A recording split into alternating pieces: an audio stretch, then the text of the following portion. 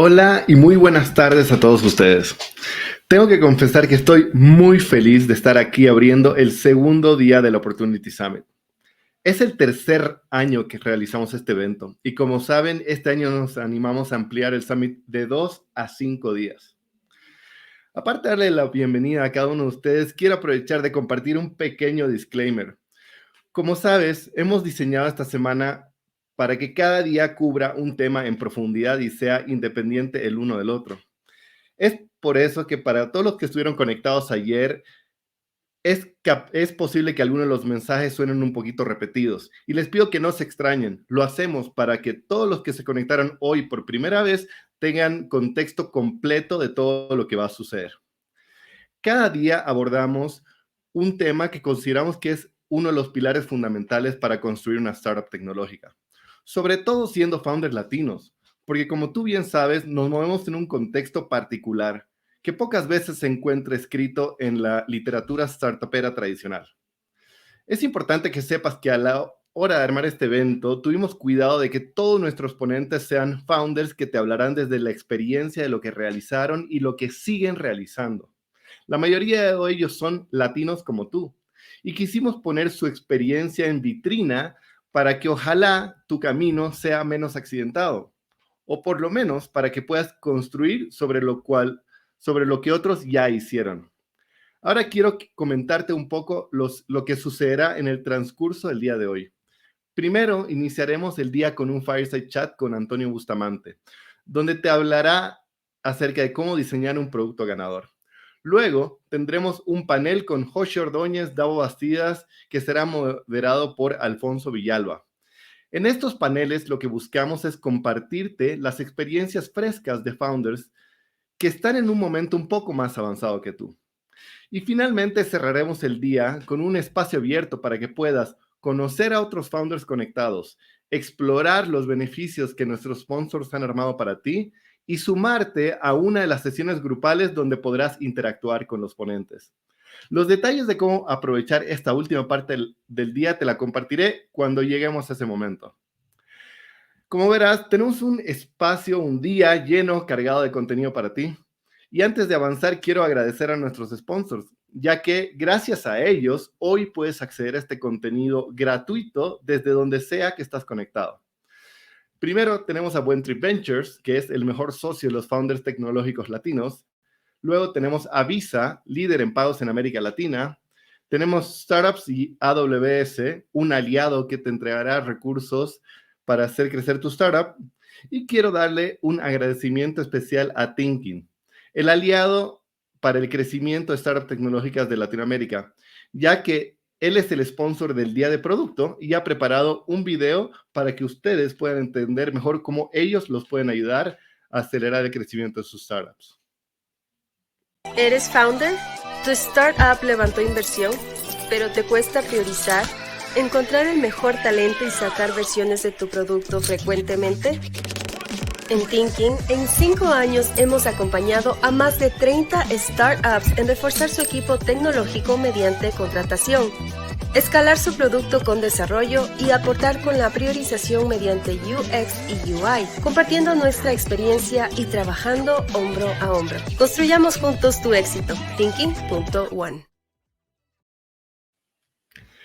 Bueno, ahora quiero que avancemos con la agenda y les cederé el escenario a Carmen de la Cerda, Managing Partner de Buen Trip Ventures, para que pueda contarles más sobre por qué estamos aquí en el Opportunity Summit de Buen Trip.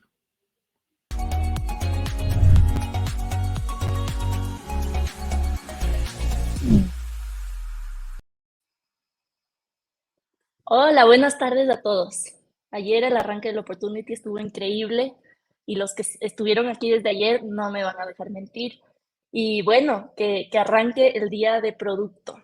Ahora, como les comentaba Leo, los que estuvieron aquí ayer van a tener que escuchar algunas cosas repetidas y voy a intentar ir directo al grano y no repetir tanto. Será así porque hemos diseñado el Opportunity Summit como un evento en sí mismo. Cada día tiene su hilo conductor, su temática, y la audiencia seguramente irá variando dependiendo de esos temas. Seguimos esta semana tan especial Este es el tercer año que preparamos el Opportunity Summit y lo hacemos porque en Buentrip queremos ver a más founders tecnológicos ser exitosos. En Buentrip creemos firmemente que los founders son el futuro de la región. Por eso, desde que nació Buentrip hace 8 años, no hemos hecho más que pensar en cómo generar 3 cosas para ellos: más contactos, más conocimiento y más capital. En nuestro camino hacia una respuesta y una construcción de un ecosistema más fértil, hemos tenido nuestros pivots como en cualquier aventura emprendedora. En el camino hemos visto nacer una comunidad muy Buentrip. Una comunidad de founders, mentores, de inversionistas donde todos nos apoyamos para llegar al siguiente gran hito. Espacios como el de hoy son una muestra más de que los founders latinos son nuestro motor. Tanto los cientos de ustedes que están en la audiencia, como los más de 20 founders que estarán pasando por este mismo escenario a lo largo de esta semana. Como Managing Partner de Buentrip Ventures, quiero agradecer a todos los que se han sumado a compartir su conocimiento y que nos están ayudando a que la comunidad de Buentrip siga creciendo. No dejes de conectarte todos los días que quedan de Opportunity.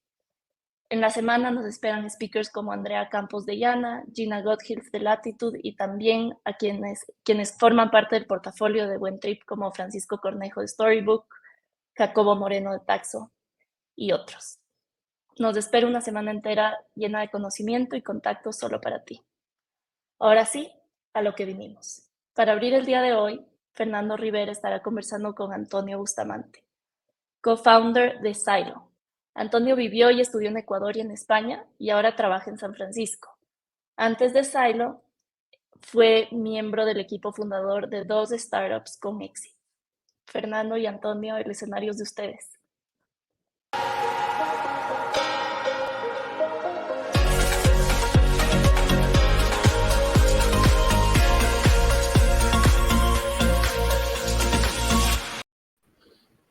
Hola, hola, qué gusto estar aquí de nuevo con todos ustedes y qué gusto estar frente a Antonio Bustamante, un gran emprendedor en serie con múltiples exits y que se nos une directo desde Silicon Valley.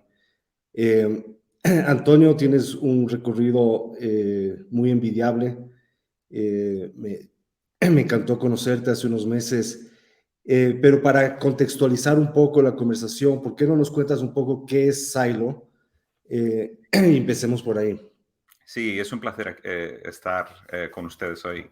Silo es una plataforma que automatiza las operaciones de granjas y mayoristas del sector alimenticio.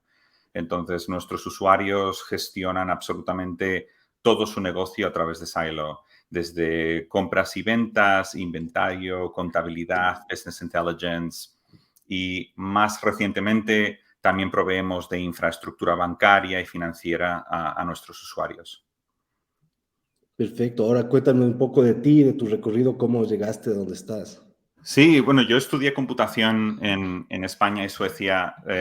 Siempre tuve muchísima afinidad al diseño y al producto. Entonces, desde el primer momento estaba intentando encontrar cuál es la forma de compaginar mi conocimiento de software con diseño, HCI y todo eso. Entonces, nada, cuando me gradué de computación, migré a Estados Unidos, llevo 10 años aquí ya y he trabajado como diseñador, como ingeniero, como product manager en todo tipo de proyectos, desde Smart TVs hasta termostatos, cunas para bebés, inteligencia artificial y más recientemente cadena de suministros y logística. Increíble. Vamos. Entonces, ¿en qué etapa está Silo? Pues Silo ahora mismo somos un equipo, bueno, empezamos mi socio y yo hace 5 años, somos post Series B, el equipo ahora es alrededor de 100 personas, estamos sobre todo en Estados Unidos, tenemos oficinas en San Francisco, Los Ángeles, Dallas, Miami y New York y realmente estamos en una etapa realmente increíble, ¿no? Yo creo que desde el primer momento, bueno, no todo el mundo se levanta una mañana y decide cambiar el sector alimenticio. creo que la clave para nuestro crecimiento siempre ha sido hablar con cientos de usuarios, sentarse con ellos, escucharles, realmente entender cómo podemos generar más valor para ellos. Y bueno, en un periodo de muy poco tiempo hemos pasado de tener conversaciones bastante sencillas con nuestros usuarios sobre mover cajas y mover inventario, a tener conversaciones mucho más complicadas sobre manejar sus pagos, sus cuentas bancarias, sus operaciones. Entonces, no, la verdad es que ahora mismo estamos en un momento donde estamos escalando como empresa, estamos creciendo como empresa y también por la parte que a mí me atiene más, cómo asegurarme de que ese espíritu ágil de encontrar el product market fit, de encontrar ese producto adecuado y diseñar un buen producto para los usuarios, siga escalando para que no sea solamente yo o un pequeño equipo el que lo esté haciendo, sino toda la empresa, ¿no? Entonces, no, la verdad es que está siendo una aventura increíble. Me encanta tu respuesta porque creo que acabas de más o menos darnos la pauta para el resto de la conversación. Antes de proceder, ¿por qué no definimos qué es producto, qué implica producto dentro de una startup? Sí, yo definiría producto como cualquier tipo de solución que realmente le da valor a un usuario o a un cliente, ¿no? En nuestro caso, Silo es un producto SaaS, es B2B, es directamente de empresa a empresa. Evidentemente, otros productos que son directamente al consumidor tienen un aspecto muy, muy diferente. Pero realmente producto es cualquier generación de valor agregado que puede solucionar un problema complejo, ¿no? Y dar valor a una persona. Y en nuestro caso es un producto SaaS B2B. Y bueno, dentro de eso, ¿cuál es el rol del gerente de producto? La verdad es que yo he visto, habiendo sido product manager en organizaciones tan diferentes, creo que he visto un espectro bastante grande, ¿no? Realmente un product manager es como un micro CEO. Un buen product manager tiene tiene un control completo de las métricas y de los objetivos de un producto. Entiende perfectamente cuáles son las estrategias de diseño y en la mayor parte de los casos define cuáles son las estrategias y colabora mucho, hace como un poco panel de conexión para los diferentes equipos en la empresa, construir todos y coordinarse para construir un buen producto. Los mejores product managers con los que yo he trabajado son product managers que se sientan directamente con los usuarios, que escapan un poco la timidez de sentirse vulnerable ante un extraño al que estás intentando conseguir como cliente y recaban información directamente ellos junto con el resto del equipo, ¿no? Entonces, al final yo creo que hacen un poco, al menos en productos complejos como Silo, un poco todo lo que es místico en una empresa, algo que no se sabe cómo hacer, se encargan un poco de romper ese misticismo y hacer que toda la empresa entienda perfectamente cómo solucionar un problema. Uh-huh. Bueno, eso me hace pensar en un par de cosas. Por un lado, me hace pensar que el product manager hasta cierto punto es la voz del cliente dentro de la organización y vis-a-vis o de frente al equipo de desarrollo. Sí. Lo otro que me hace pensar es que es extremadamente amplio, ¿no? Desde la definición de la funcionalidad, del look y feel. También hemos hablado en otras ocasiones, escuchado de product-led growth. Entonces, es un rol muy amplio. En la Sí. literatura clásica de negocios, digamos, de un MBA tradicional, producto cae bajo marketing. Es una de las P's de marketing. ¿Dónde crees tú que debe existir la función de producto en una startup? ¿Por sí sola, con su propia estructura, como como parte del equipo de marketing, o como una función dentro del equipo de desarrollo? Yo la pondría como una función dentro del equipo de desarrollo paralela a diseño e ingeniería. De hecho, los equipos de producto que yo más he visto tener éxito son aquellos que están trabajando directamente con ingenieros, donde no hay un concepto de pasar la patata caliente, ¿no? Donde no hay, creo el spec, se lo mando a los ingenieros y que ellos lo hagan. No, es una colaboración continua desde el principio. Entonces yo lo veo algo como más paralelo. Para nosotros en Silo, marketing fue un desafío interesante porque hasta hace un año realmente no teníamos función de marketing en la empresa. Tuvimos la suerte de que nuestros usuarios hacían el marketing por nosotros, que es una buena señal, pero a cierto punto uno quiere escalar.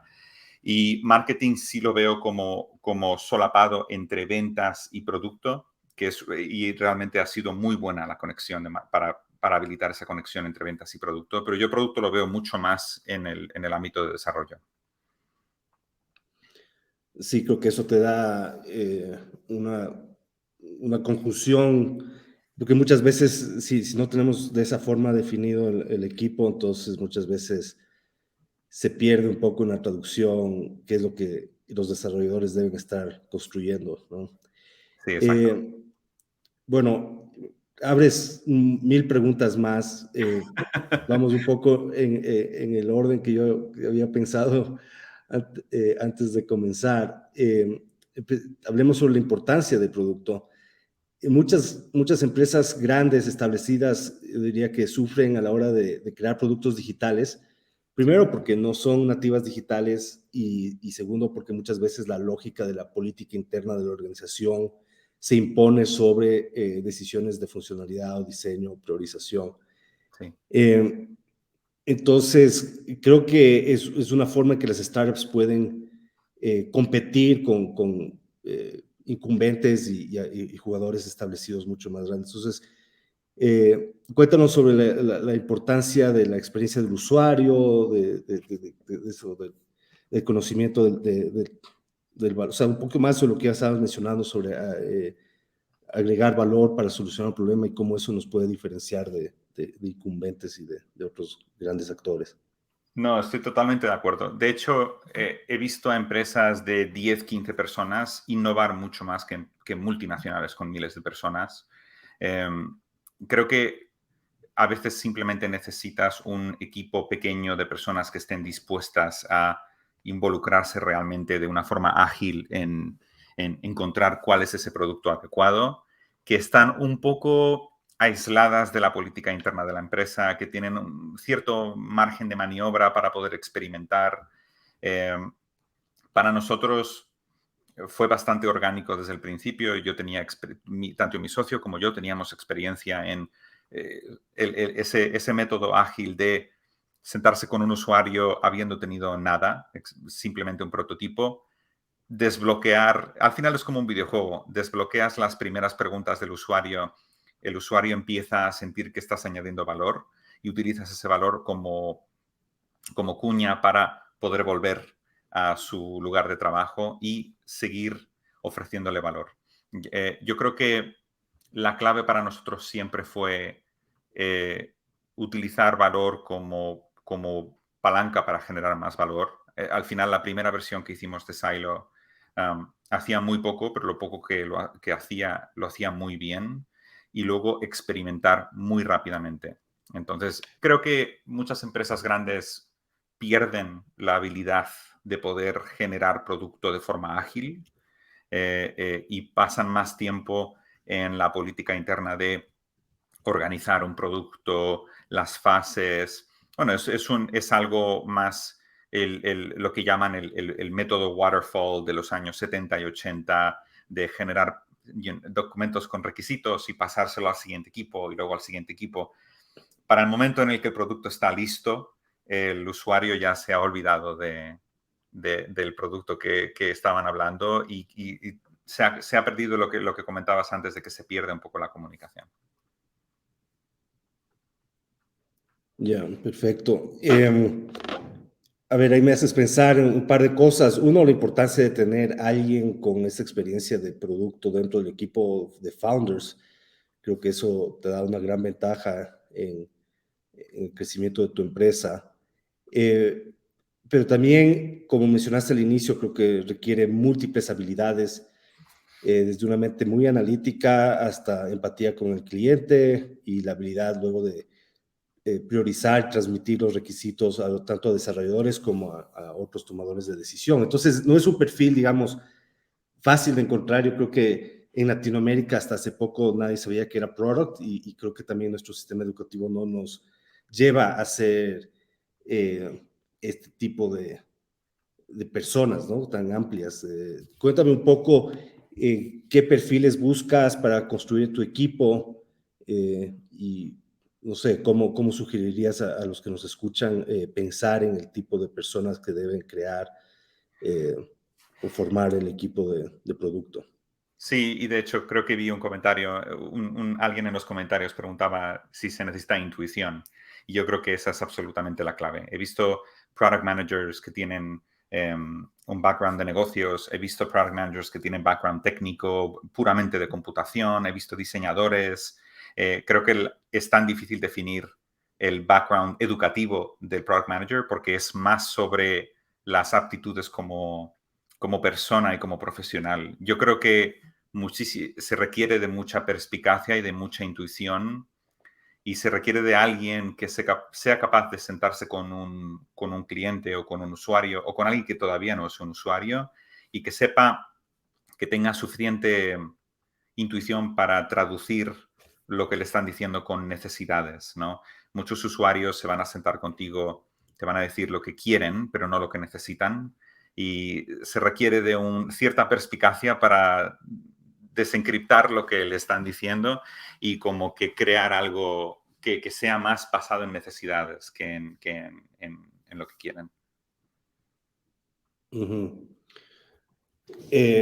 Sí, bueno, el famoso debate histórico que supuestamente Ford dijo, si hubiera preguntado a mis clientes lo que querían, me hubieran dicho un caballo más rápido. Exacto, exacto, sí. Y yo he visto a equipos de producto perder muchísimo tiempo desarrollando las cosas que directamente les decían los clientes que querían, en vez de sentarse a analizar qué es lo que realmente necesitan. Se requiere de un cierto perfil para poder traducir un poco en el contexto, ¿no? Yo lo veo como un perfil bastante técnico, y cuando me refiero a técnico puede ser de tipo diseño, puede ser de tipo negocios, puede ser ninguno de ellos y ser más gente especializada, ¿no? Para nosotros, por ejemplo, en Silo no nos ha pasado, pero no sería una locura contratar a alguien que tiene un background técnico en cadena de suministros, por ejemplo, con tal de que el culture fit de ese candidato sea el adecuado. Y cuando digo culture fit me refiero a alguien que es flexible, que está dispuesto a sentirse un poco vulnerable delante de una persona que le está dando feedback negativo o positivo, que está dispuesto a aprender, a iterar. Creo que eso es muy difícil de calcular simplemente viendo el currículum de alguien, ¿no? Bueno, sigue pareciendo un ser mítico el product, porque además de todo eso también tiene que poder meterse a las herramientas de analítica y jugar con los números y entender las tendencias que le está diciendo ya el uso de la aplicación como tal. O sea, además necesitas a alguien Sí. con una habilidad analítica fuerte. Sí, tienen que tener cierta habilidad para distinguir los datos reales La intuición es muy válida y es necesaria, pero también hay que complementarlo con datos reales. Y yo sorprendentemente he conocido a pocos product managers que sean buenos en las dos cosas, pero aquellos que son buenos en las dos cosas son excelentes product managers. Lo más curioso es que en un ambiente startup vas a encontrarte perfiles de desarrollo de producto que no son el típico product manager. Nosotros, por ejemplo, incluso hasta el día de hoy, seguimos teniendo ingenieros o diseñadores que actúan como product managers, aunque oficialmente no lo sean. Al final es más como esa cultura de generación de intuiciones y generación de conocimiento para el resto del equipo. Bueno, hablemos un poco sobre growth. Ya lo mencionaste antes.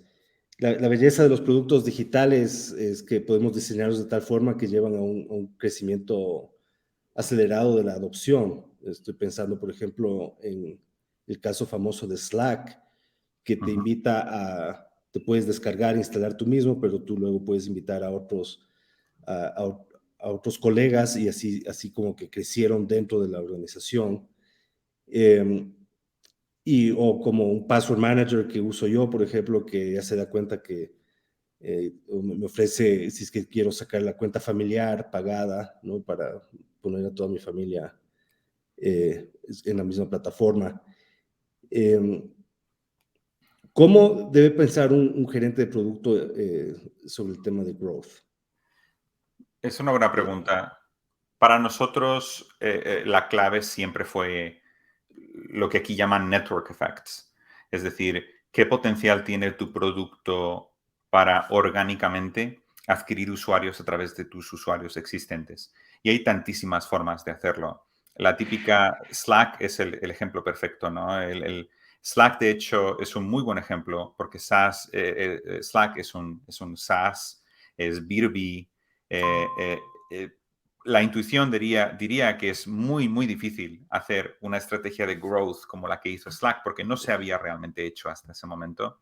Pero creo que la gente ha ido viendo que hay más y más formas de growth que no son estrictamente firmar un contrato, muchas gracias, aquí está el pago, hacemos un onboarding a toda tu organización. Es un estilo bastante tradicional.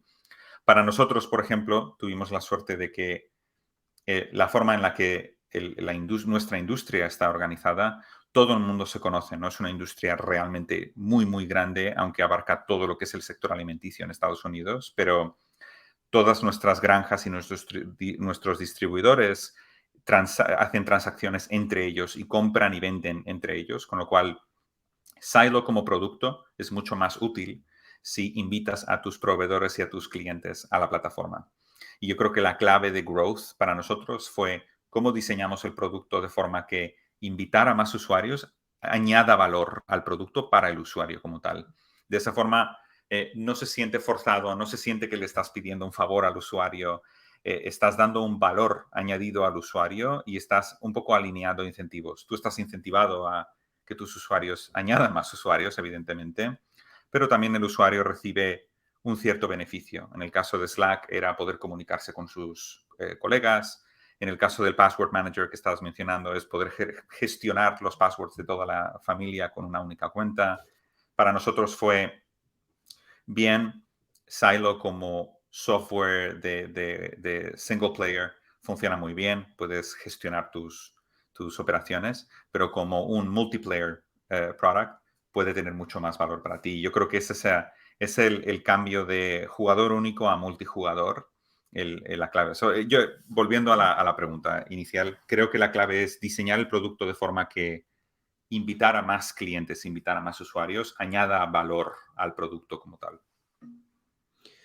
Me parece genial porque, o sea, tú describes a Silo como un B2B SaaS, pero al escucharte yo diría que es casi más bien como un market network que usa el SaaS como una forma de adquirir y dar valor a clientes, pero luego puedes empezar a escalar horizontalmente, no sé si es que es horizontalmente, nunca me acuerdo si es horizontal o verticalmente, pero ya le diste valor a la granja, ahora le puedes dar valor a los proveedores y a sus clientes, entonces va mucho más allá de un B2B SaaS y creo que de ahí nacen estos network effects que son tan poderosos.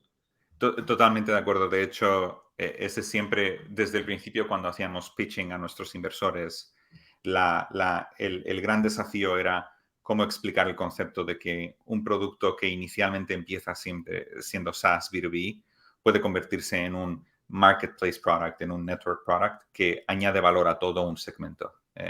Entonces, totalmente de acuerdo. Bueno, siguiendo con lo de growth, en los últimos meses hemos visto un cambio radical en lo que es levantamiento de capital y digamos, la religión que está saliendo de Silicon Valley, de crecimiento a toda costa, Sí. y ahora están pidiendo que seas profitable, que tengas un modelo de negocio sustentable y que ahorres cash. ¿Tú crees que es potestad del product manager también pensar en los unit economics, especialmente si está a cargo de, digamos, crecer la creación y conversión de usuarios y growth? Sí, totalmente. Evidentemente depende mucho de cómo esté estructurado el producto y cómo esté estructurado el modelo de negocio al que esté asociado el producto, pero yo sí creo que le compete bastante al Product Manager estar muy alerta de cuáles son los unit economics. Evidentemente, dependiendo de cómo de grande sea el equipo, siempre puedes tener un loss leader, donde tienes un producto que específicamente pierde dinero en sacrificio para ganar más dinero con otras ofertas.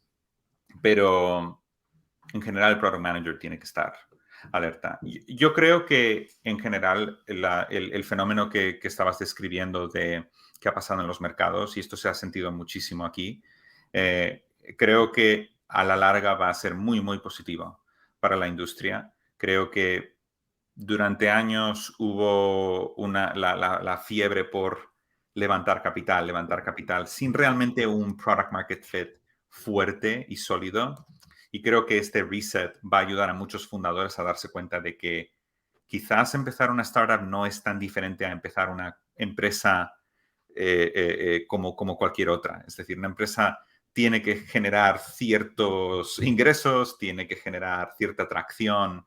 Entonces yo creo que, de hecho, hasta ahora, hablando con otros fundadores aquí en San Francisco y en otros lados, creo que hay un cierto optimismo de que no solamente fundadores están empezando a pensar en la creación de empresas de forma diferente, pero también, como comentabas, product managers y otras personas que trabajan en startups están empezando a pensar en sus productos de forma diferente, de una forma un poco más sostenible, que los unit economics tengan sentido desde el primer principio. Yo puedo crear un producto que tiene muchísimo revenue, pero tiene un margen de beneficios negativo durante años y eso no es necesariamente muy sostenible. Entonces, empieza a haber como un cambio cultural que a mí personalmente me parece muy, muy bueno a la larga. Sí, bueno, ahí estamos de acuerdo. Nunca ha sido nuestra teoría, nuestra tesis como inversionistas en el crecimiento a toda costa. Aunque sí vamos a tener el chance de hablar este viernes, hago una pequeña eh, eh, propaganda del viernes, que vamos a hablar con el coautor de Blitzscaling, Chris Ye, le podrá hacer las preguntas difíciles. Bueno, hablemos un poco más, profundicemos un poco más sobre la práctica en sí. Como sabes, el Opportunity Summit está dirigido a founders tecnológicos de toda la región de habla hispana, pero creo que en general atraemos también a un público que está recién arrancando o Sí. muy early stage. Entonces, creo que un poco esto ya lo mencionaste antes, la necesidad de salir del edificio, Sí. ¿no? El get out of the building. Pero ¿cómo sugieres en las etapas iniciales que deben arrancar los equipos el rato de definir su producto? Creo que la mayor parte de fundadores, y esto me ha pasado a mí muchas veces antes, sales con ciertas ideas, ¿no? Al final todo es una idea con socios o sin socios o con un equipo existente. Creo que las primeras etapas siempre, en mi opinión, tienen que ser de hacer un prototipo muy rápido. El objetivo tiene que ser siempre aprender mucho cuanto antes. La habilidad, es curioso porque mucha gente en San Francisco, y si van a Twitter lo van a encontrar mucho, la gente habla de ship. Tienes que ship producto. Pero realmente el objetivo de ship producto es aprender mucho cuanto antes. Y cuanto más aprendes, más puedes iterar y un poco evolucionar esa idea.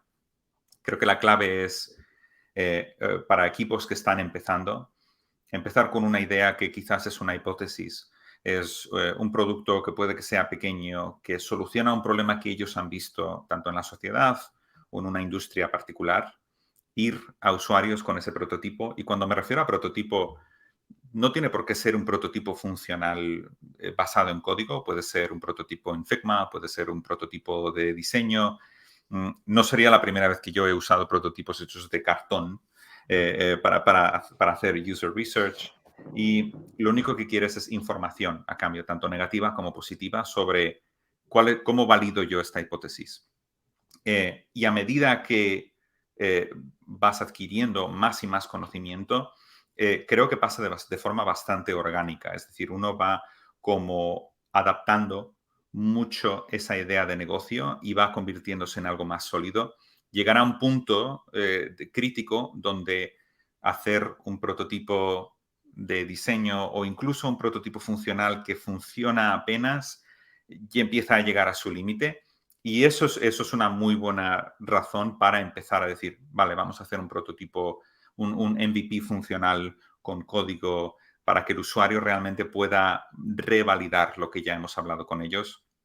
Nosotros, por ejemplo, con Silo empezamos yendo a terminales de distribución y a farmers markets con prototipos de diseño que simplemente podían ir probando el tal. Y en basado a ese feedback, volvíamos nuestros distribuidores trabajan sobre todo durante la noche, entonces era durante la noche probaban el prototipo y durante el día cambiábamos el prototipo y volvíamos a la noche siguiente.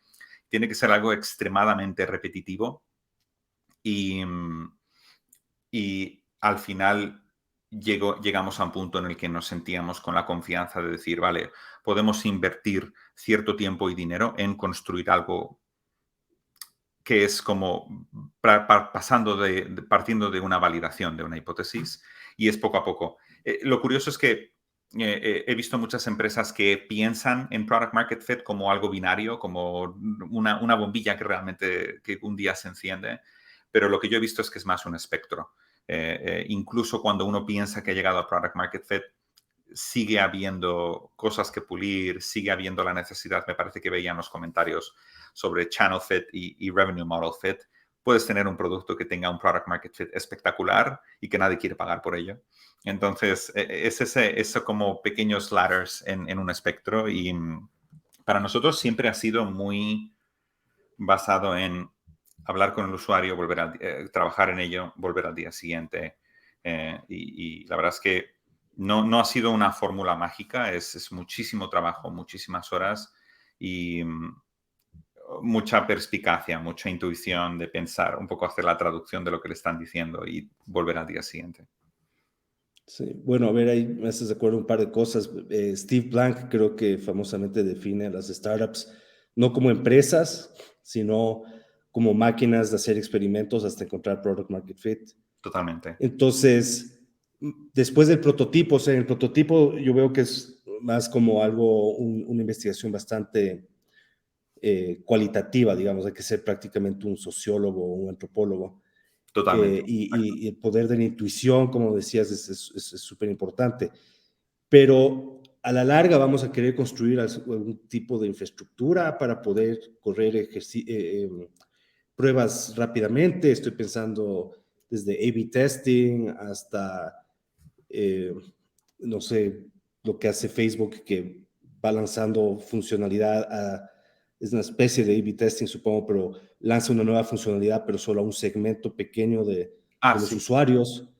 Y luego eso ya se vuelve más bien un tema de analizar data y ver si es que el impacto es relevante o no. Entonces, Sí. ¿qué sugerencias tienes o experiencias tienes en torno a construir una máquina de hacer experimentos? Sí, totalmente. Nosotros hicimos esa transición hace un par de años, cuando pasamos de lo estrictamente cualitativo a algo un poco más basado en datos y basado en números, que obviamente no puedes perder lo cualitativo, que es igualmente importante.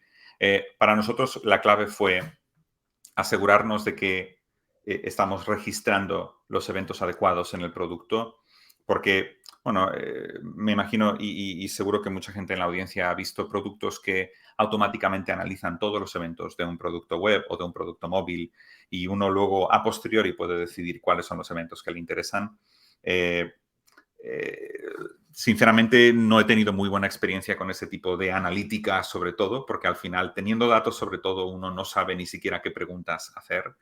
Para nosotros, la parte más difícil de hacer esa transición a datos fue preguntarnos qué preguntas queremos hacerle a estos datos, qué es lo que estamos intentando solucionar.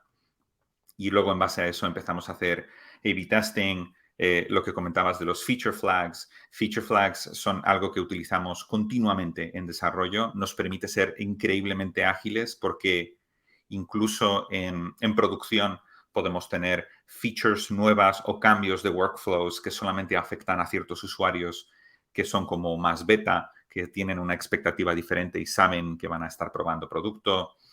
Yo recomendaría que todo producto en producción tenga siempre feature flags para poder probar de forma escalonada diferentes alternativas. A/B testing es especialmente útil si tienes una masa crítica de usuarios que sea que tenga un significado estadístico. Si no, realmente es solamente anécdotas, ¿no? Entonces, si uno tiene 10 o 20 usuarios, el A/B testing puede salir completamente A o B o C, pero a medida que uno va creciendo y adquiriendo usuarios, creo que puede ser muy útil. Para nosotros lo más útil fue lo que comentabas de el testeo escalonado o los feature flags. Hay un montón de soluciones semi-automatizadas que permiten incluso rollouts para ir incrementando el número de usuarios que están expuestos.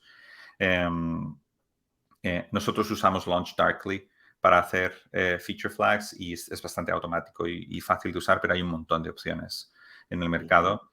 Y incluso hoy con miles de usuarios y con un equipo de 100 personas es algo que seguimos usando mucho. Aparte porque nos permite, de todos los datos que tenemos de los usuarios, nos permite un poco seleccionar un grupo muy selecto de usuarios para mirar bien los datos, las métricas y todo. Sí, pero a la larga, o sea, necesitas todas estas herramientas mientras vas creciendo y todo, pero a la larga no puedes dejar la parte de la intuición y de saber hacer buenas preguntas porque la correlación no implica causación y eso podemos, dependiendo de qué fechas escogemos para analizar nuestra data, podemos ver correlaciones de todo tipo y después es difícil separar las señales del ruido, ¿no? Digamos, Sí. Sería muy difícil innovar solamente usando datos.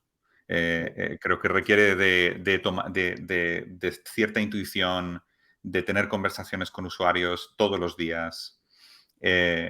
Nosotros, por ejemplo, en Silo, todos los miembros del equipo, no importa de qué equipo, están siempre hablando con usuarios absolutamente todos los días, desde diseñadores a ingenieros.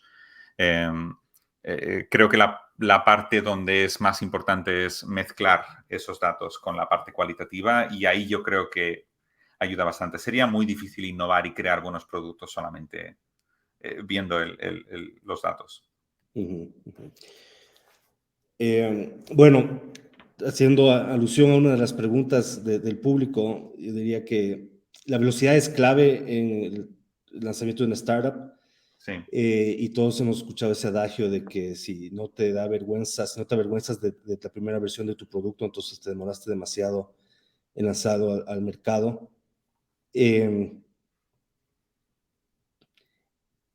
Bueno, creo que esto ya los he estado mencionando, ¿no? Pero va al centro es esta habilidad de iterar y de iterar rápidamente.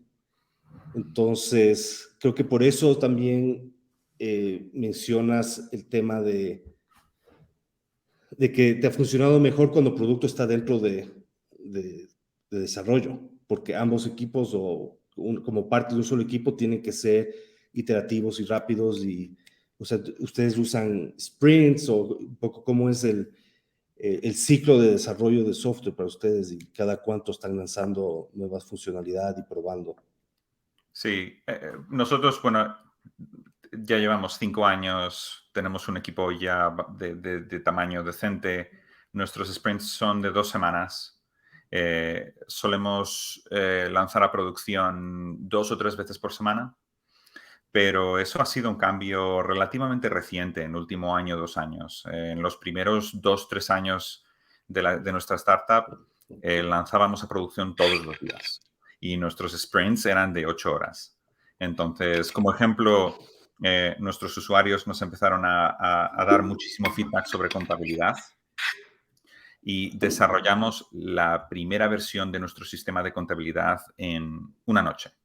Es decir, yo hablé con usuarios, hicimos el spec, hablé con diseñadores, lo programé durante la noche y al día siguiente estábamos lanzando la producción para conseguir, para conseguir feedback.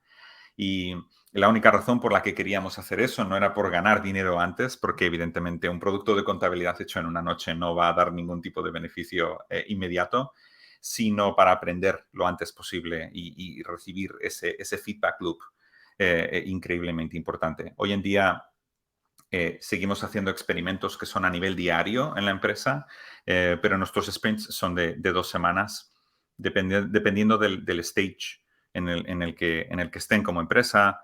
Los sprints pueden ir desde una semana hasta 2 o 3 o un mes. Independientemente de eso, no dejamos que los sprints afecten a la velocidad del equipo de producto. Por eso seguimos lanzando a producción 2 o 3 veces por semana. Si hay un producto que está listo para feedback, para testing, volviendo a lo de los feature flags, increíblemente útil porque podemos lanzar un producto pero tenerlo oculto hasta que para la mayor parte de usuarios. Y eso lo seguimos haciendo 2 o 3 veces por semana. Yo estoy totalmente de acuerdo. La velocidad es muy importante, es una ventaja competitiva y la razón no es para ganar dinero antes, sino para ganar conocimiento antes y para saber antes que la competencia o antes que alguien que está detrás tuyo escuchando la idea, saber mucho antes que ellos qué es lo que quiere el usuario en ese aspecto. Muy interesante, la verdad me sorprendiste porque pensé que ibas a decir que al principio eran sprints más largos y que lanzaban a producción más lentamente. Creo que eso habla sobre la importancia, creo, primero de tu recorrido, de que no son first time founders, supongo que tus socios tampoco, pero un poco aquí vemos muchas veces el error que cometen muchas startups es decir, bueno, soy una empresa pequeña, recién estoy arrancando, entonces me voy a llenar de juniors en vez de ir y contratar gente con... No estoy hablando de contratar gente VPs de empresas grandes, pero No, totalmente. o sea, poder contar con equipos que ya lo han hecho antes y que puedan saber desde el día uno cómo lanzar producto a producción diariamente. O sea, eso me parece interesantísimo. De hecho, es muy interesante eso porque nosotros nunca hemos contratado a nadie, a ningún ingeniero con menos de 5 años de experiencia. Yo he conocido a ingenieros recién salidos de la carrera que son excelentes, pero en general, desde un primer momento siempre fuimos a por gente que tenga ya esa habilidad, ese músculo de lanzar a producción y lanzar producto de forma repetida y muy rápida y muy ágil. Uh-huh. Y supongo que también con cierto expertise de dominio, ¿no? No que vengan de haber creado una red social o un juego, sino que tal vez ya hayan venido de SaaS o de marketplaces. De SaaS ayudó. Realmente solamente de las 100 personas que somos, yo diría que aproximadamente 4 o 5 vienen de la industria alimenticia o de la industria incluso de la cadena de suministros. La mayor parte de nuestro equipo viene de SaaS o de otros productos B2B y todos nos hemos convertido expertos en la cadena de suministros como parte de nuestro trabajo. Pero sí es verdad que, bueno, evidentemente depende mucho de la persona, ¿no? No hemos descartado nunca a candidatos que vengan de productos completamente diferentes, pero sí es verdad que hemos tenido mucho más éxito contratando gente que viene de un ambiente parecido, incluso de diferente industria, pero parecido en ese aspecto, como comentabas. Creo que esa diversidad de opinión, de puntos de vista, creo que es súper importante el rato de innovar, porque si te contratas con puros expertos de cadena de suministros o expertos ya del área de alimentos, ya vienen con ciertas ideas de así se hace porque así se hace y se ha hecho por 100 años, entonces no pueden ver más allá, mientras que alguien Nobel que recién entra a este mundo no sabe qué reglas implícitas está rompiendo y entonces terminas innovando de mejor manera. Totalmente. Y de hecho yo creo que eso nos pasó a nosotros. Muchos de nuestros usuarios llevan trabajando en la cadena de suministros desde hace 30, 40, 50 años. Son negocios que tienen ya casi 100 años. Cuando yo hablo con nuestros usuarios, siento que les gusta hablar con nosotros como equipo, como que se divierten trabajando con nosotros porque a estas alturas somos expertos también en la cadena, en su negocio, pero venimos con una perspectiva muy diferente, ¿no? Somos como, recuerdo que uno de nuestros usuarios nos decía, es que ustedes son como el sobrino que tiene la compu y que sabe cómo hacer webs y todo, pero que además sabe de mi negocio, ¿no? Entonces, en ese aspecto sí es verdad que la mayor parte de las personas en nuestro equipo que han entrado vienen sin ideas preconcebidas de cómo debería de ser un producto para nuestra industria. Bueno, nos quedan un par de minutos, se me quedan un montón de preguntas en el tablero, pero una que no quiero dejar de mencionar porque ha ido saliendo a lo largo de esta semana y también en nuestro portafolio es siempre el tema de la priorización, ¿no? Cómo saber, porque solo hay 24 horas en el día, y bueno, espero que no estén todos trabajando 24 horas No. diarias, pero y tenemos que lanzar producto, entonces, ¿qué nos puedes decir sobre cómo priorizar? ¿Qué tips o buenas prácticas tienes por ahí? Sin duda, yo creo que lo más difícil que se puede hacer. Creo que priorizar al principio es un poquito más fácil porque es un equipo más pequeño, es una misión única, el número de usuarios que uno tiene es mucho más reducido. Para nosotros hubo un punto crítico donde teníamos tantísimos usuarios. Nuestro sistema es un sistema de misión crítica. Significa que nuestros usuarios necesitan que Silo funcione 24 horas al día, todos los días del año. En la cantidad de feedback que nos llega, estamos hablando de cientos de mensajes de feedback cada semana. Tomamos hoy en día una perspectiva un poco más técnica y más basada en datos a la hora de priorizar. Entonces, viendo muy bien, utilizamos un sistema llamado User Voice para categorizar todo el feedback de los usuarios y lo tenemos categorizado por revenue, categorizado por volumen de mercado, segmentado por tipo de usuario. Entonces, creo que para poder priorizar a escala en una empresa que ya va creciendo, se necesita de cierto dato y hacer un análisis de ROI. En mi opinión, ROI es lo más, a mí cuando yo empecé a hacerlo como Product Manager, me cambió realmente mi perspectiva de hacer este tipo de productos y analizar Return over Investment es una de las mejores formas de evaluar y de darle prioridad. Mayor ROI, mayor prioridad, menor ROI, menor prioridad. Necesitas un ingeniero que te ayude o ser ingeniero tú o un ingeniero que te ayude para entender el investment de ingeniería que hay que hacer, pero es súper importante. Perfecto. Antonio, creo que podríamos quedarnos aquí toda la tarde conversando, nerdeando, como decimos, sobre estos temas para mí tan apasionantes. Entonces, te agradezco, te felicito por tu trayectoria y gracias por compartir un poco de lo que sabes con nuestra audiencia.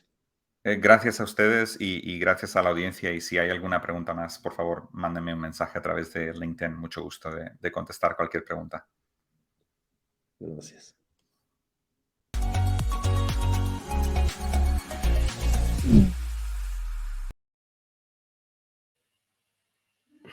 Muchas gracias, Antonio. Muchas gracias, Fernando, por habernos compartido tantos insights sobre cómo crear producto. Casi siempre nos quedamos en un conocimiento superficial de que todo es tecnología y no se trata de escuchar a los usuarios, se trata de tener alguna metodología para priorizar qué vas a hacer primero. Y pues hemos hablado de Network Effects, todo. Tú que estás en la audiencia, tienes muchísimos apuntes que de seguro vas a utilizar más tarde, porque como sabes, más tarde habrán sesiones donde podrás interactuar con los ponentes.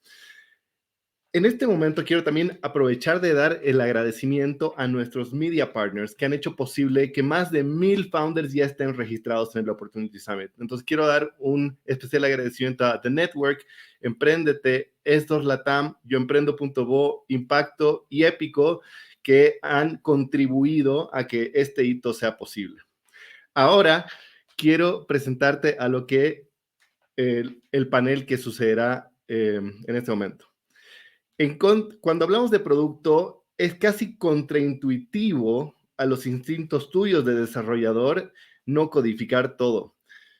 pero es súper importante que tú aprendas a ser selectivo sobre qué pones en tu product pipeline. Y para hablarte de eso es que invitamos a escenario a Alfonso Villalba, que tendrá una conversación con Joshi Ordóñez y Davo Bastidas. Sin más preámbulos, pasamos a la sección de paneles moderados del día.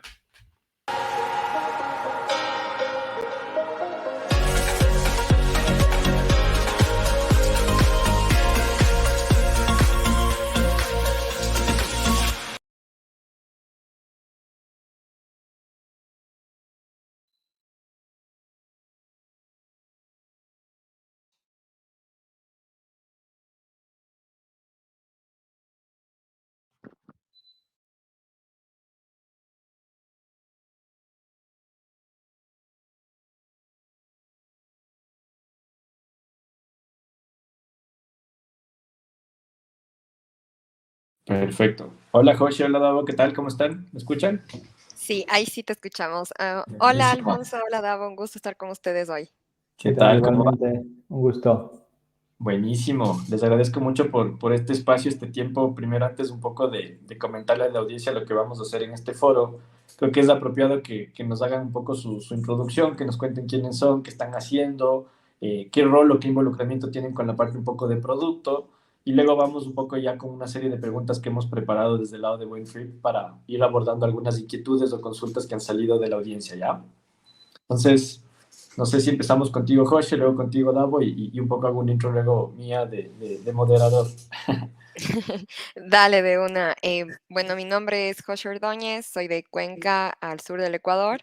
Resido en Brooklyn, donde estamos construyendo AirPals, que es una empresa en la que hacemos tecnología para la logística interna de otras empresas, ¿no? Entonces, nuestra meta es ayudarles a los equipos operativos y a los empleados a hacer más fácil sus operaciones, las que incluyen el transporte de objetos para sus proyectos. ¿Qué rol tengo yo en el producto? Bueno, nosotros somos early stage, estamos un poquito más de 1 año y medio en el mercado, entonces estoy involucrada en todas las áreas de la empresa, como se dice, Chief of Everything, pero sí, uno de mis roles más importantes es la administración y el manejo del diseño y la ingeniería del producto. Entonces trabajo muy, muy de cerca con los ingenieros y los diseñadores de AirPals. Buenísimo, gracias, José. Te escuchamos, estimado Davo. ¿Qué tal, chicos? Un gusto. Yo soy Davo Bastidas, de Quito. No vivo en Ecuador desde el 2008, si no me equivoco. Estudié mi carrera en Argentina y luego por vida profesional, terminé trabajando en Argentina, en México, en República Checa, en Estados Unidos. Estuve en California 4 años y en el 2012, los últimos 8 años, estuve trabajando con Google en el área de ingeniería de Google Maps, haciendo temas de Machine Learning, de detección de cómo cambia el mundo y dirigiendo operaciones globales para este proyecto.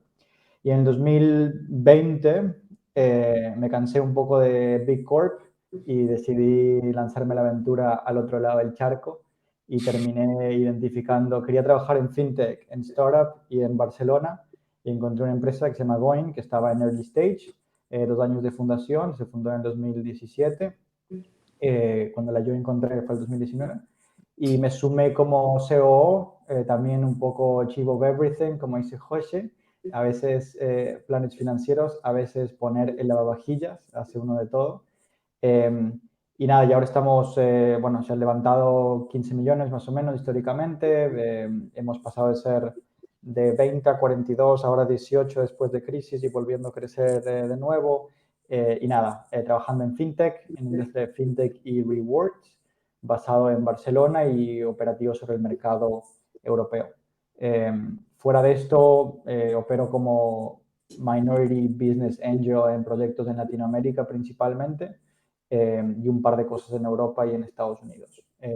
Y con ganas de conocerlos. Así que un gusto. Buenísimo. Gracias, Davo. Me hago una pequeña introducción. Mi nombre es Alfonso Villalba. Yo soy cofundador y Chief Operational Officer de Cryptos. Somos un startup B2B SaaS en la industria de ciberseguridad. Gran parte de mi rol lo ocupo en la parte de producto, por eso me pusieron en este panel. De hecho, creo que el 50 o el 60% de mi tiempo hoy, o un poco más inclusive, le destino ya solo a la parte de producto. Nosotros somos una startup que tiene 4 años de operación, hemos levantado más o menos unos $5 millones de capital de inversión, hemos escalado en algunos mercados, mayormente en Latinoamérica, y obviamente estamos en una transición de pasar de todo lo que es una etapa seed ya más una parte tipo Series A. Y un poco para comentarles la idea de hoy, que habíamos un poco trabajado con el equipo de Wentrip, seleccionamos unas 3, 4 preguntas muy generales, pero creo que son preguntas que tienen una secuencia y una lógica, sobre todo cuando estás iniciando una startup, ¿ya? Con respecto a la parte de producto. De hecho, la primera, que para mí es muy general, pero me gustaría mucho entender desde su punto de vista cómo lo han venido haciendo en sus distintos roles en la parte de producto, es ¿cómo validas una idea de una manera rápida y barata? O sea, tienes el bichito de emprender, ese bichito de un poco testear y ver si es que algo quiere funcionar o que algo que puedas construir, que tenga impacto, que haga sentido, pero tienes que validarlo primeramente, tienes que construir algo rápido, básico, simple, que realmente te permita dar un poco de noción de si tiene o no tiene sentido dedicarte a esto y construirlo, ¿no? ¿Cómo, cómo haces tú eso, Davo? Y de ahí obviamente José, y un poco la idea es conversar y que me den su punto de vista con respecto a eso. Creo que ahí, no sé, Davo, si se congeló tu... Si no, vamos contigo, Jorge. De una, sí creo que Dava está congelada. Bueno, como yo soy un outsider de la industria de la tecnología, yo tiendo a hacer las cosas un poco diferentes. Entonces, cuando quiero validar ideas, lo que primero hago es no construir, sino intentar ver si consigo clientes que quieran hacer un pago por adelantado por esa solución que les estoy ofreciendo a futuro. Entonces, obviamente puedes pedir encuestas, hacer entrevistas, pero yo soy fan de tener feedback de personas que tienen un poquito de skin on the game, como que están un poco más invertidas en lo que vas a hacer, que solo personas que crees que son parte de tu target market. Entonces, eso es lo que primero hago cuando veo que tengo un poquito de interés en eso, tal vez con letters of intent o con ya un pago inicial. Ahí sí me pongo a construir un super MVP, pero súper, súper scrappy, principalmente hecho por mí antes de involucrar al equipo de ingeniería. Entonces, creo que ese es un ejercicio que me ayuda a entender la lógica operativa de cómo tienen que funcionar las cosas, un poco validar ya con el usuario y de ahí involucrar al equipo de ingeniería, porque ese es uno de los errores que yo he cometido en mis anteriores startups, es como que como buena diseñadora uno siempre diseña por uno mismo y de los problemas que uno piensa que el usuario tiene. Entonces, involucraba primero a los ingenieros, gastábamos tiempo, recursos, creando cosas que en la vida real no funcionan en producción. Entonces, he aprendido de esos errores y nada, ese es más o menos el proceso que sigo ahora. Solo para dar un poco de contexto, justo con lo que acabas de mencionar, hay un TED Talk que a mí me encanta, que dice, o sea, que la razón número uno por la cual quiebran la mayor cantidad de startups en el mundo, más allá de la falta de capital, el equipo y todo el tema, es porque construyeron un producto que nadie necesitaba. O sea, ese es el motivo o el factor más común, porque alguien solo quería emprender por emprender y no tuvo justamente lo que tú dices, esa visión de construir, de validar, de ver si es que hace o no hace sentido. No sé, tú en tu caso, Davo, la pregunta en general era un poco cómo validar esa idea, ¿no? Desde un inicio, una forma rápida, barata, para ver si hace sentido o no, asignarle recursos, tiempo, el esfuerzo que implica emprender y construir todo un producto desde cero, ¿no? Sí, perdón, se me desconectó, alcancé a escuchar la mitad, pero un poco sigo el hilo. A ver, yo creo que no hay un silver bullet, o sea, no hay una respuesta estática para todo. Yo quizás lo que creo que sirve es tener la metodología de preguntarse a uno mismo y preguntar alrededor si se puede hacer más fácil y si se puede hacer más rápido. ¿Por qué? Porque incluso si es que te lees los mejores libros de From Zero to One y ni sé qué, y The Lean Startup y todas estas cosas y todo, está muy bien y cuando lo lees y cuando te habla un speaker en un foro de Latinoamérica lo entiendes, pero el día que tienes que ir a hacer las cosas tenemos esta tendencia humana casi de querer que salga bonito, de querer que salga bien y esto nos hace como querer ponerle lazo, ¿no? a las cosas. Y entonces necesitamos o nosotros mismos tener esa metodología o tener gente alrededor que nos ayude a obligarnos a hacernos esas preguntas. Y un poco, con mi equipo pasa un poco esto, ¿no? Y nos pasa constantemente, no es un tema que quede resuelto. Puedes tener ya una app en producción, que es lo que tenemos nosotros, y cada que tenemos que definir un nuevo sprint de desarrollo, salimos con una idea y siempre tendemos a querer hacer rocket science para algo que quizás es montar un Excel manual, ¿no? Por decir algo. Y entonces necesitamos siempre que si no es uno, que siempre que haya esa cultura de que otros pregunten. Se puede hacer más fácil, se puede hacer más rápido y que haya como ese cuestionamiento. Y está la teoría de los cinco whys, los 5 how, si preguntas 5 veces esto y ya llegas a la conclusión de que no, esto es lo más fácil. Entonces yo creo que más allá de entender que esto es un hecho, de que hemos de ir con algo sencillo, que hemos de probar un MVP, esto todo lo entiende. Es, oye, mira, no me va a salir bien porque voy a querer humanamente y psicológicamente hacer algo más curado de lo que debería. Necesito plantearme en el espejo y quizás a una persona más y autopreguntarnos si puede hacer más fácil, se puede hacer más fácil, se puede hacer más fácil. Se puede hacer con horas hombre, se puede hacer con humanos, se puede hacer con pagando gente en la India o en Guadalajara o en lo que fuese. Estoy pensando en outsourcing, common outsourcing sites, etcétera. Te hago una consulta ahí, aprovechando que justo que me comentas toda esta estructura y es verdad lo que dices, el tema de Rocket Science es como a veces le designas, o sea, es algo que tal vez mejor implementas en 2 o 3 días con un par de recursos, lo solventas y está listo y genera el impacto que realmente tenía que generar. ¿Cómo tú, con tu experiencia un poco más en Google, olvidémonos un poquito la parte de startups, ¿ya? Pero ¿cómo en Google hacían ese tipo de decisiones? O sea, ¿cómo validaban rápido una idea o era todo un presupuesto gigantesco y más burocrático de, no sé, para validar o probar o testear un producto? ¿Qué experiencia tenías ahí cuando trabajabas en Google y cómo manejabas ese tipo de procesos? A ver, yo creo que hay áreas de Google en las que esto se hace mejor o peor. Yo creo que Google hasta cierto punto en los últimos años ya se volvió muy big tech, más burocrático y al final tienes deep pockets, como le dicen, y ya dejas de tener un poco esto, o sea, ya no te importa gastar X para probar algo. Que quizás esto me pasaba a mí un poco, ¿no? Yo en los últimos años en Google manejaba varios cientos de millones de presupuesto y ya si se perdían 500.000 euros en un proyecto no pasaba nada, ¿sabes? Es como, it's okay, es lo que... Y si yo ahora pierdo 500 euros porque pagué mal a un proveedor o lo que fuese, es que me voy a golpearle la puerta, ¿sabes? Entonces, creo que, no sé si es el mejor ejemplo. Ahora, habiendo dicho esto, sí es verdad que hay una cultura de que tienes que demostrar primero algo antes de que hacerlo. Y esto, las nice stories son las que salen en el periódico, ¿no? De, oye, ¿cómo salió Google Glass? Bueno, primero se hicieron una computadora con unos lentes y demás. En Google Maps, en particular, cualquier cosa que se pensaba, quizás el driver no era, oye, vamos a hacer algo sencillo por costo, sino era, vamos a hacer algo sencillo, porque si es que lo hacemos muy complejo y nos damos cuenta tarde, se lo habremos hecho muy complejo probablemente a 3 billones de personas que usaban nuestro producto. Entonces, se buscaba más con esa motivación. Metodologías, lo mismo que comentaba antes, ¿qué vamos a hacer? Vamos a lanzar un equipo de humanos, y este es un proyecto que manejé yo, por ejemplo, en 2014. Queríamos recolectar la información de negocios en Latinoamérica porque creíamos que el mapa estaba muy pobre, era muy pobre a nivel comercios y la gente no lo estaba usando, mucha gente estaba empezando a recurrir a Waze para buscar negocios, que no era el objetivo de Waze, era solo más navigation. Entonces hicimos un esfuerzo de decir, oye, ¿cómo podemos conseguir todo esto de base de negocios? Y empezaron a salir ideas, ¿no? Y vamos a construir inteligencia artificial que detecte los títulos de la Street View y vamos a hacer cosas y tal. Y de repente dijeron, oye, ¿y si lanzamos gente a golpear puerta tras puerta?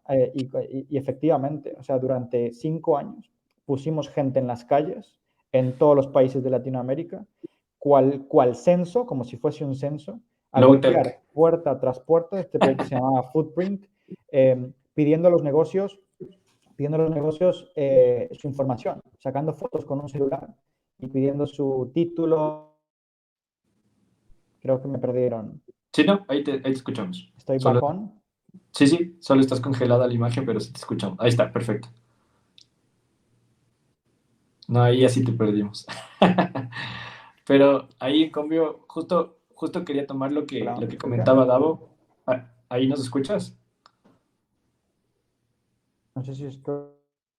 Ya salió. Pero bueno, justo me empataba la pregunta que te quería hacer, Jorge, que era, Davo ahorita dijo algo que es bien cierto, ¿no? O sea, Google mañana puede perder $500,000 y chill, o sea, no pasa nada. O sea, tiene la capacidad, los recursos y puede asignar toda la cantidad de recursos, tiempo y demás para poder construir lo que quieren, ¿no? Y es todo lo puesto en una startup. O sea, cuando tú empiezas y pasas por este proceso de validación de tu idea, sabes que está funcionando, como tú nos decías, llega el siguiente punto, que es como monetizar. Y monetizar es un tema bien fuerte en una etapa de una startup a nivel de producto. O sea, es literalmente lograr demostrar el valor que tienes que demostrar en un determinado mercado y que ellos estén dispuestos a pagar por eso. Y ahí es cómo construyes ciertos features, pueden ser dos, pueden ser tres, que son los que te llevan ahí como para poder justamente llegar a esa etapa. Pero para llegar a esos dos o esos tres tienes que priorizar, tienes que filtrar, o sea, vas a tener una inmensidad de información y tienes que tomar decisiones muy acotadas donde dices, ok, con los pocos recursos que tengo voy a apuntar a construir estas dos o tres cosas que creo que me van a permitir llegar a tal lado. En tu experiencia, ¿qué ha sido esa priorización? ¿Cómo ha sido ese ejercicio de priorizar los primeros features? Es decir, porque también hay equivocaciones, ¿no? Pero es lo que decía Davo, o sea, no tienes tanto chance de equivocarte porque tu tiempo es limitado, tus recursos son bajos, entonces construiste mal un recurso o asignaste muchos recursos a algo y ya perdiste todo ese tiempo y ya no puedes regresar el tiempo y todo el tema, ¿no? Entonces, ¿cómo tú hacías ese ejercicio y sigues haciendo ese ejercicio de priorización del día a día en la parte de funcionalidad, producto y demás? Sí, buenísimo. Espero responderte esta pregunta, pero antes de eso, full disclaimer, todavía no sé si es que mis métodos son los métodos exitosos, todavía creo que falta, no sé, un par de años para eh, tomar esa conclusión, pero lo que les puedo contar lo que nosotros hacemos. Primero, en términos de balancear, el construir con los recursos, yo sé que se van a cometer errores, ¿ya? Entonces, yo sé que si cometemos los errores lo más rápido posible, vamos a encontrar el camino adecuado lo más rápido posible. Entonces, mi approach en eso es cometer los errores de la forma más barata posible. Ya, entonces, primero cometer los errores yo misma, antes de involucrar al equipo y de que todo sea un caos, y luego cometer los errores con herramientas low tech, o sea, empezar desde mandar emails hasta spreadsheets, hasta utilizar herramientas no code para hacer una aplicación medio un poco más sofisticada y de ahí hacer las cosas desde cero. Entonces, creo que eso más o menos nos ha ayudado bastantísimo a balancear los recursos con el, con lo que se necesita para construir y con la segunda parte de tu pregunta, cómo priorizamos los features. A ver, lo que nosotros hemos hecho hasta ahora es primero que todo lo que es client facing, lo que ve los usuarios, los que realmente pagan por usar nuestra plataforma, eso sea mejor que lo que pueden encontrar en la competencia. Llegar a mejorar 10 veces más esa experiencia o de alguna forma hacerlo mejor. Y de ahí, por detrás, antes de seguir iterando, voy haciendo cambios, porque también hay otras cosas que tienes que resolver en el camino, ¿no? Son complementarios al producto, que es la adquisición de clientes, hacer que el producto y la adquisición de clientes sean algo conectado y que pueda ser sustentable. Entonces, mientras estamos descifrando esas otras cosas, lo que hacemos por detrás es un poquito limpiar la estructura para que podamos construir más rápido cuando sepamos y tengamos con claridad los features que tenemos que seguir construyendo. Yo pienso a veces que también hay varias perspectivas en este punto, porque hay personas y sobre todo inversionistas que te dicen, tienes que mostrar product velocity. Si no estás mostrando que tu producto está creciendo, eso es como que un red flag, ¿me entiendes? Pero desde el lado punto operativo es como que sí, o sea, entiendo ese punto, pero también tienes que asegurarte de que estás construyendo algo que valga la pena, que no sea no solo como que un nice to have en el producto, sino que en realidad siga agregando valor, ¿no? Entonces yo creo que encontrar ese balance es un poco difícil, em, pero bueno, eso es parte del journey de emprender. Sí, total. Y me encanta justo lo que dices, la mezcla en que es un poco todo el precepto de hacer cosas que no escalen, ¿no? O sea, primero hagamos temas manuales, validemos realmente el problema, la solución con otro tipo de alternativas antes de empezar a implementar una tecnología. Un poco haciendo síntesis muy rápida, creo que empezamos un poco con el tema de cómo validar una idea de una manera un poco más rápida, más barata, más económica y un poco en base a eso poder demostrar que lo que queremos construir hace sentido. Ahorita estamos conversando un poco el tema de cómo vamos priorizando ciertos, porque es lo que decías tú, Davo, un poco, bueno, ahí te desconectaste, pero era Justo lo que tú decías, o sea, una startup no es Google, no tienes todos los recursos para poder asignarle a construir lo que se te dé la gana. Realmente como emprendedor tienes recursos muy acotados, un tiempo muy limitado, y tienes que asignar y dedicarle ese tiempo y esos pocos recursos que tienes como a construir las funcionalidades correctas que te van a permitir monetizar, te van a permitir validar alguna hipótesis específica, acaparar un segmento de mercado, crecer en algo, etcétera, cualquiera que sea un poco el objetivo que busquemos, ¿no? Y un poco ahí me lleva a la tercera pregunta que quería plantearte, es, ok, tú empiezas validando una idea, te das cuenta que funciona, lo vas justamente testeando, iterando, vas construyendo las primeras funcionalidades que te permiten tal vez validar o monetizar el producto o el servicio que estás construyendo, pero llegamos a un punto donde es muy controversial y cada uno tiene su definición propia del famoso product market fit. O sea, ¿qué implica eso en una startup? ¿Cómo se logra eso? ¿Qué es para ti ese significado de product market fit? ¿Por qué es importante? ¿Por qué no es importante? En términos generales, ¿cómo tú ves ese concepto y cómo lo asocias en estas primeras etapas que uno como emprendedor, entre comillas, tiene que llegar, ¿no? O sea, los primeros años es cómo llego al famoso product market fit y qué implica eso, ¿no? Entonces, no sé desde tu punto de vista cómo ha sido ese proceso. ¿Qué piensas de este concepto del Product Market Fit y cómo lo analizas, cómo lo evalúas internamente y todo este tema, ¿no? Gracias, sí. A ver, yo creo que hay también tesis y fórmulas y cosas para medir el Product Market Fit. Hay gente que lo mide con scores como el NPS, por ejemplo, que si tienes más de un X de NPS ya tienes Product Market Fit. El NPS es Net Promoter Score. Es como una especie de encuesta que hace tus usuarios y los que te apoyan, los que no te apoyan. Es una forma de medir tu Product Market Fit. Pero yo creo que alguien más lo decía, no es mío, pero resuena mucho en mí, que es el product market fit se siente en la panza. Es como estar enamorado, ¿no? O sea, oye, tú puedes decir, me está respondiendo todos los mensajes a tiempo, me mandó flores, me respondió la llamada, o sea, todo bien, ¿no? Pero al final hay algo que no, ¿sabes? O hay algo que sí, ¿no? Y esto se siente, y esto creo que es un sexto sentido arácnido de los emprendedores, ¿no? Lo hablábamos justo con mi CEO, con mi jefe, que hablábamos de esto, ¿no? Que decíamos, oye, nos dio muy bien el NPS, el último quarter, decíamos, sí, pero algo falta, ¿no? O sea, la gente está hablando de nosotros, está hablando lo suficiente, está hablando más, y decíamos, no, que no hace falta un poco más, ¿no? Entonces, más allá de las fórmulas y todo lo que pueda haber, que insisto, las hay, y si quieres buscar how to calculate my product market fit, hablar mil cosas, yo creo que hay un sexto sentido arácnido que es, oye, el mercado está hablando sobre mí, los medios están hablando sobre mí sin que yo plante cosas, mis competidores me tienen mapeado, el mapa de Buen Trip de startups de Ecuador me ha nombrado, o este tipo de cosas, ¿no? O quizás es Fortune o whatever it is. Y creo que estas cosas se van sintiendo y se van sintiendo muy internamente y es algo que quizás me cuesta transmitir en algo más que ese sentimiento personal.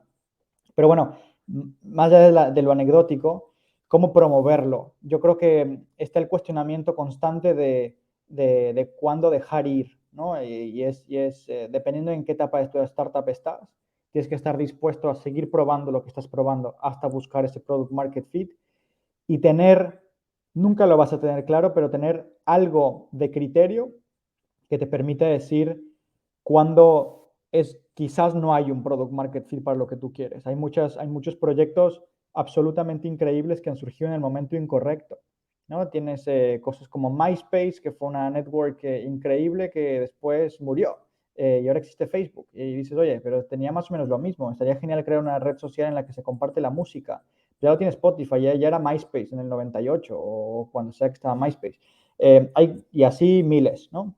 Entonces, creo que hay que también saber ir midiéndolo, ir percibiendo, ir buscando y empujando y tener la valentía de decir, voy a hacer un micropivot y voy a enfocarme específicamente en un grupo de mi audiencia o voy a enfocarme específicamente en un ángulo de mi producto o específicamente en una región, quizás solo un mercado. Hay 15 tipos distintos de pivot que no implica pasar de hacer ciberseguridad a vender naranjas, ¿no? En el medio hay 15 tipos de pivot distintos. Y esto Es de lo más difícil, pero yo creo que es de las conversiones más importantes a tener con los co-founders con cierta regularidad, porque lo tienes que tener tú y tienes que tener una respuesta tú antes que te lo hagan tus inversores, sobre todo en early stage. Al final vuelvo un poco a lo primero. Creo que es fácil enamorarse de querer cerrar todo con un lazo. Oye, pero es que yo tengo clarísimo que hay un mercado de gente que quiere comprar helado para gatos. Estoy convencido. Y quizás eres un amante de los gatos, ¿sabes? Y no estás viendo que it's not what people want.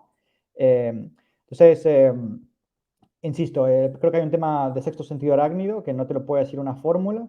La fórmula te puede ayudar a ver cómo lo están midiendo tus consumidores actuales, pero la fórmula no deja de medir lo que dicen tus clientes actuales y no lo que dicen los que no son tus clientes actuales. Esta teoría que existe de Blue Ocean Strategy, no sé si lo han escuchado, es un tema medio administrativo, ¿no? Los Red Oceans y los Blue Oceans, que dicen que tienes que ir a buscar cómo abrir océanos azules.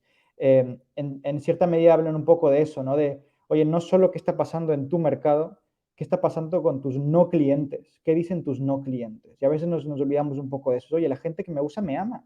Y cada que lanzo una encuesta todos dicen que soy el mejor. Pero, ¿por qué me usa solo un 10%? ¿Qué dicen mis no clientes? Hay mucho insight en preguntarse cosas alrededor de mis no clientes para NPS. Y me callo, porque... No, tranquilo. No, de hecho, lo que comentas, y es un poco chistoso, te hablo más de la experiencia personal mía. Nosotros, yo te puedo decir que actualmente en criptos recién hicimos Product Market Fit, o sea, al cuarto año. Y cómo lo validas es más allá de las estadísticas, de las encuestas. Para mí un tema fue las renovaciones. El 95% de los clientes empezaron a renovar. Empezamos a bajar tickets de soporte de requerimientos técnicos relacionados o asociados al producto en ciertas cosas. Entonces, fue como que dices, ok, ya estoy teniendo por fin una tecnología y un producto que el cliente está feliz. ¿Cómo lo detectas? Porque está renovando, porque está haciendo upsell, porque están pasando cosas que no pasaban los años anteriores.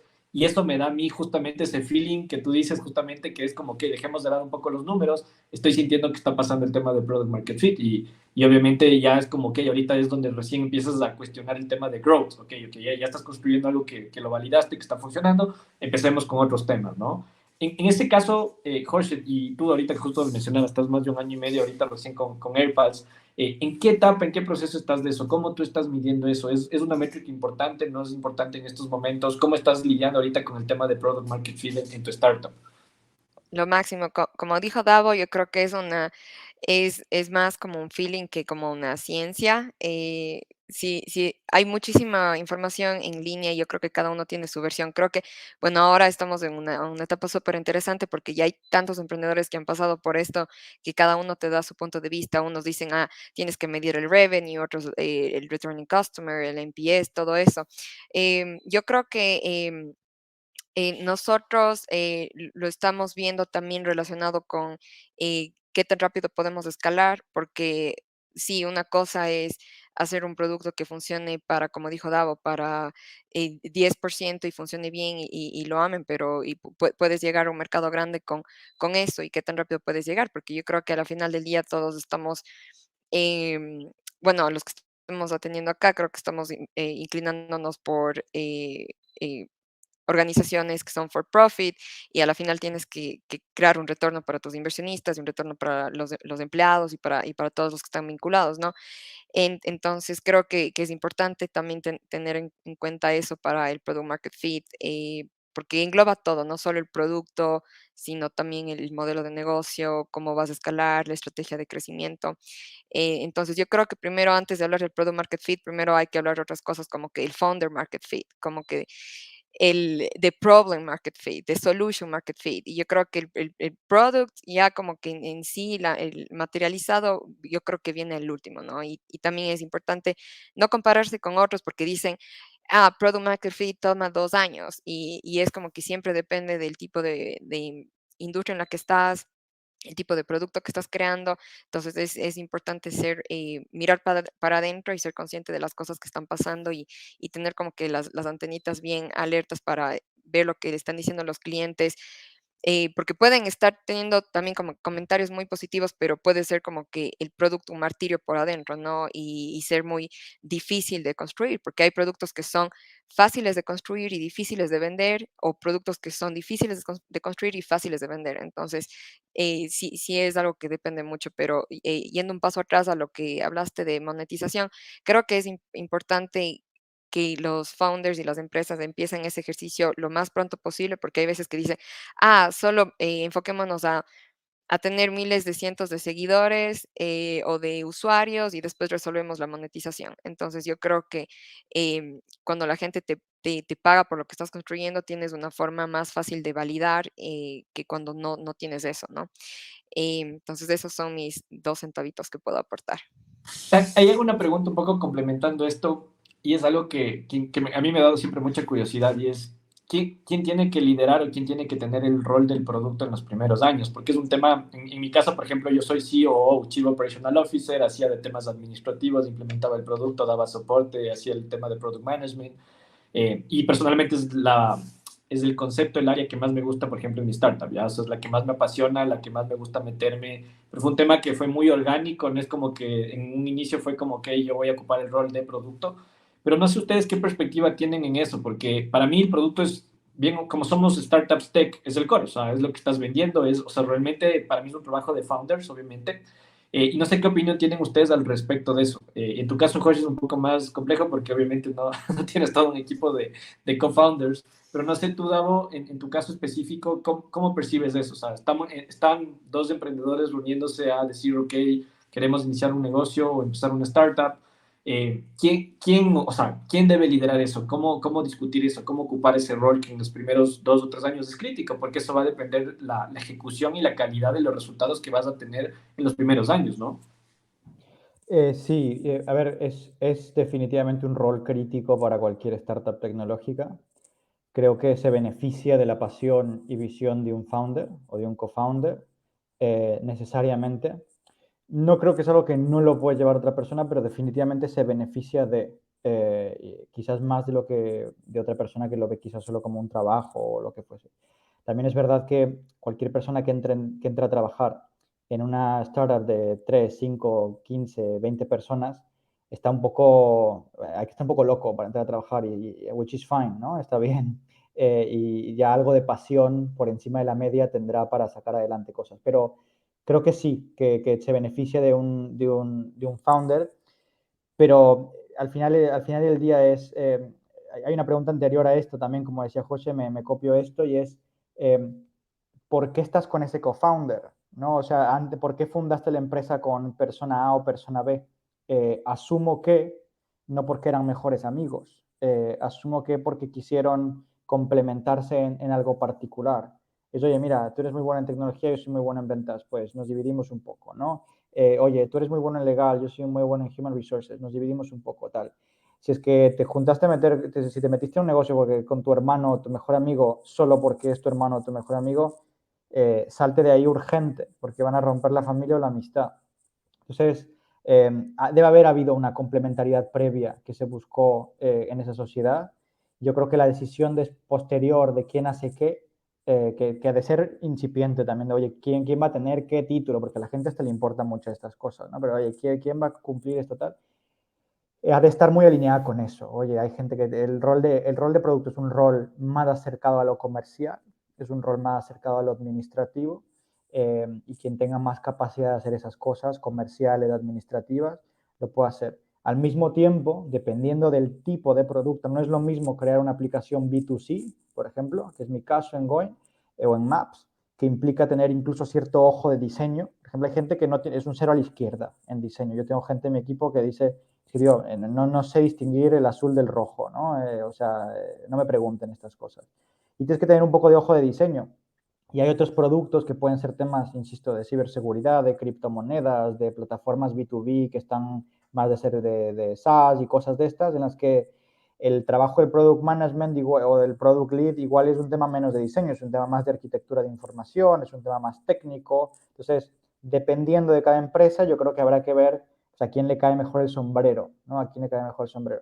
Pero Sí, digo, no quito el tema de que hace falta un mínimo de pasión que se beneficiaría de que sea un co-founder, porque al final es la persona que tiene que estar pensando no en cómo implemento OKRs o cómo, o sea, también, aparte de cómo implemento estas cosas, cómo priorizo el sprint y demás, tiene que estar pensando, oye, ¿qué vamos a hacer en 3 meses? O sea, ¿cómo me voy a reinventar?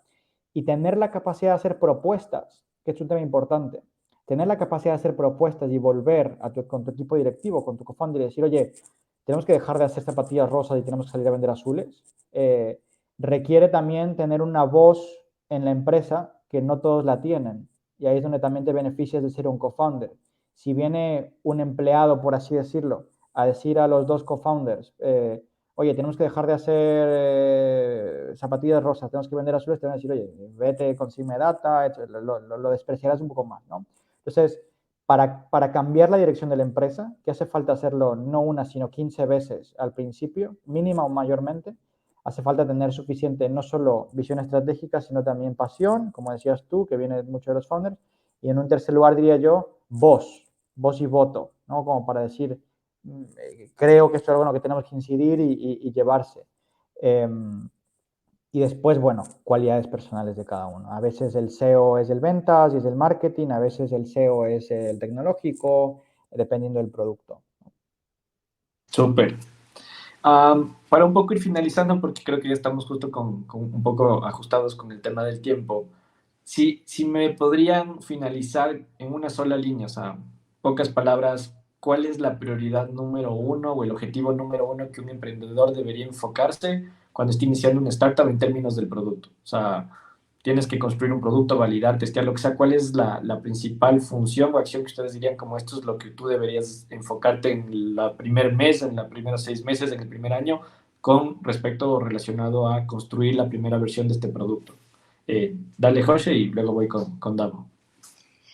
Am, no sé, es que como founder tienes que enfocarte en miles de cosas al mismo tiempo, pero si tuviera que escoger una, en los primeros días yo diría que a validar tanto el producto, pero teniendo en cuenta también el modelo, porque o sea, tienes que eh, tener en cuenta que hay productos que tienen barreras muy bajas para entrar en el mercado y luego ya llegas a cierto punto y dices, chuta, o sea, la ejecución de esto es más complejo de lo que pensabas y tienes que tomar decisiones críticas o hay productos que te puede costar un poco más validar si va a tener tracción o no, pero una vez que lo haces, crecen como locos. Entonces, yo creo que la validación, teniendo en cuenta también un poco lo que se viene en el futuro, es importante y no solo como que enfocarte como que a ciegas en algo, ¿no? O sea, también conectar los puntos del resto de la data que recibes.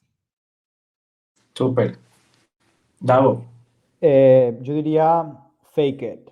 Eh, la frase más larga es fake it until you make it, ¿no? O sea, engaña, no en el mal sentido, pero hazle creer al usuario que por atrás hay una maquinaria tan profesional como hace falta y haz todo lo posible como para que sea lo más manual posible hasta que tengas data.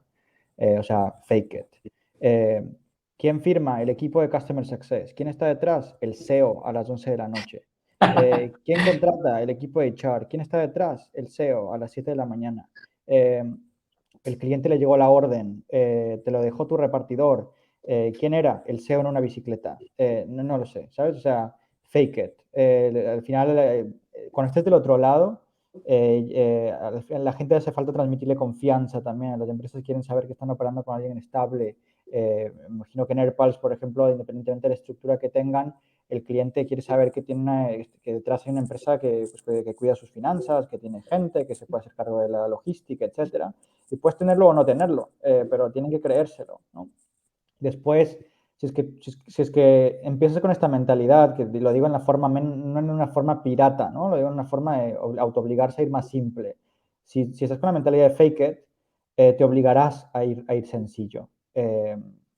Y después se complejiza. La naturaleza propia del negocio te obliga a que no te des abasto y ojalá que no te des abasto, porque cuando no te des abasto, entonces tendrás que contratar a alguien, entonces tendrás que hacer un script, tendrás que montar una base de datos, tendrás que, etcétera. Pero bueno, fake it. Súper. Yo, complementando un poco lo que ustedes dicen, ya es algo que me ha pasado con muchos emprendedores que a veces me preguntan y es como, es que empiezan, o sea, día uno y proyectándose a cómo van a finalizar el año.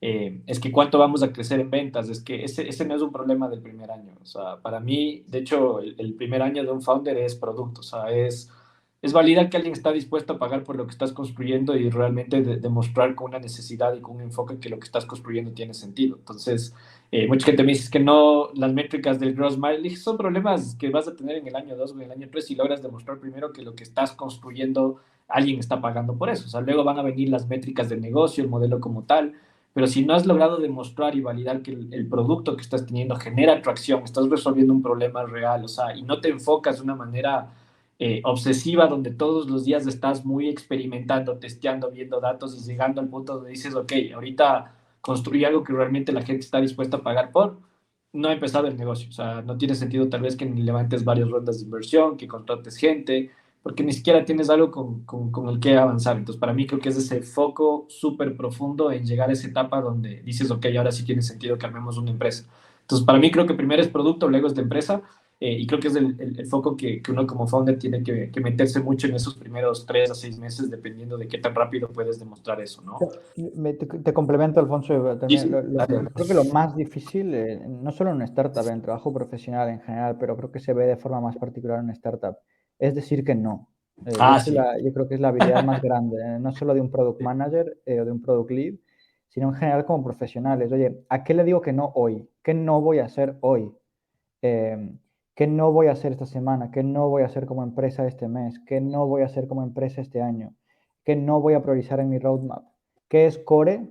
¿Qué es importante demostrar? ¿Y qué no es core? Porque mañana te viene un cliente y te dice, se me rompió el servicio, ni sé qué, y tienes que plantearte, decir, oye, no, dije que no. Es como que tomes la decisión de ir al gimnasio cuando te despiertas, ¿no? La decisión la tienes que haber tomado la noche anterior. Si no la tomaste la noche anterior, te despertarás y empezarás, bueno, no es que estoy cansado, en realidad puedo ir mañana, tal, lo que fuese. Somos humanos y tenemos que autoobligarnos. Y creo que esto es lo más difícil y la habilidad más importante, saber decir que no a las cosas. Como empresa, como individuo y en producto, pues no sé, lo que más tienes que hacer en el día a día, porque todos Sí, tienen no. ideas brillantes, tus inversores, tus amigos, tu mamá, todo el mundo tiene ideas brillantes. Tienes que Sí, decir no, no, no y no. Y foco, como dices tú. poco. Sí. ¿Sí? Solo para acotar algo que dijiste, Alfonso, la validación, yo creo que más que validar para conseguir inversión, para lo que sea que está glamorizado hoy en día, validar que funciona por vos mismo, porque no quieres estar 4 años trabajando en algo y luego darte cuenta de que no dio resultado, ¿no? Entonces el founder tiene que estar seguro de que va a funcionar en un cierto porcentaje. Obviamente todo es incertidumbre, pero la validación comienza o sea, para uno mismo, ¿no? Para ver si es que quieres invertirle tu tiempo allá, porque hay muchos founders que están 2, 3 años, 4 años con el producto casi terminado y nunca lo han lanzado a producción, y yo creo que eso es uno también de los grandes errores que se cometen. Sí, total, 100%. Les agradezco mucho por este espacio. Justo creo que terminamos con la hora acordada. Realmente ha sido un conversatorio bastante chévere, bastante lindo.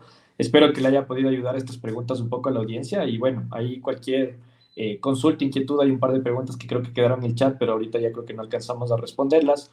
Pero al menos ahí si nos la comparten a la interna, podemos tal vez ahí mandar en algún newsletter o alguna duda puntual que podamos solventarle. Entonces... nada, les agradezco mucho. José, Davo, les mando un fuerte abrazo a la distancia y espero podamos reunirnos ahí pronto. Les mando un abrazote. Lo máximo. Gracias Gracias, chao, por el chao. espacio. Un Gracias a gusto a todos. Chao. todos. Bye, Chao, bye. chao.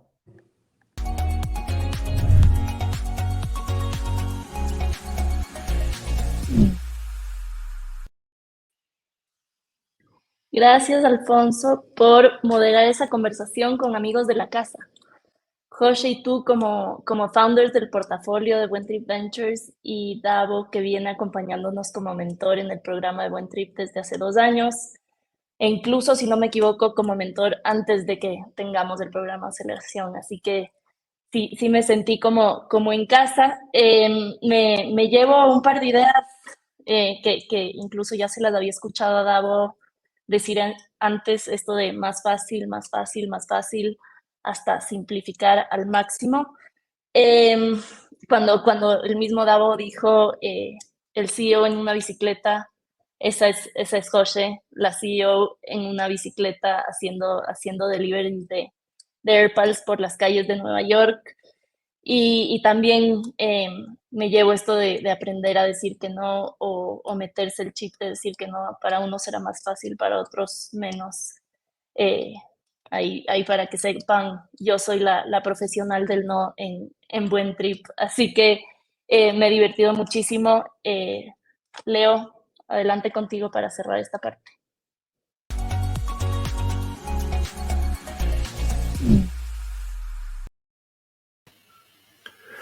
Muchas gracias, Carmen. Y ahora que concluimos con los paneles moderados, estamos listos para nuestro tercer y último segmento del día. Como te dije, aquí podrás conocer a otros founders conectados, explorar los beneficios que nuestros sponsors han armado para ti y sumarte a las sesiones grupales donde podrás interactuar con los ponentes. Ahora te explicaré en mayor detalle cómo aprovechar cada una de estas secciones. Primero, para conocer a otros founders conectados, lo que tienes que hacer es ir a la sección de contactos. Ahí podrás conocer a founders de dos maneras.